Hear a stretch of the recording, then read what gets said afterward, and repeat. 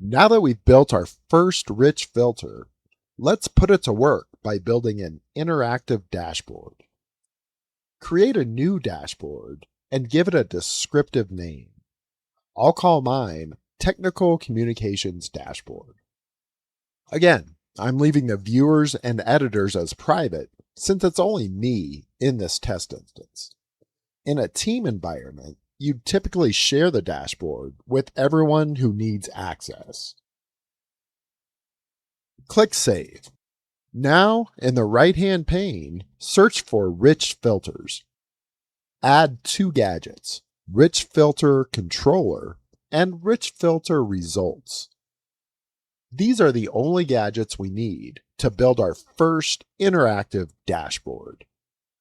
With both on the dashboard, feel free to organize them how you see fit. I'm going to create a two-column layout.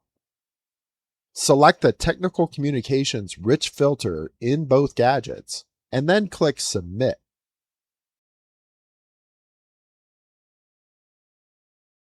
Now, click Done.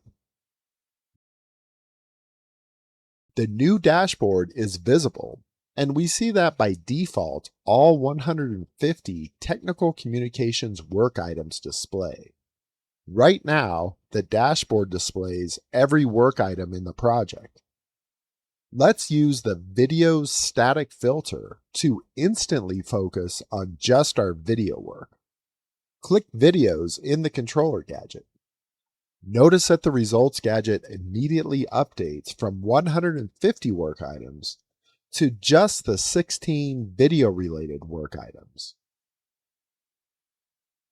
And that's the foundation of every Rich Filters dashboard.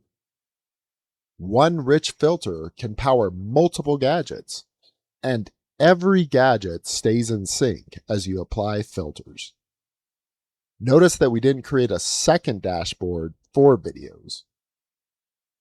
In our next video, we'll introduce additional features that let you dynamically filter your dashboard by assignee, status, and priority.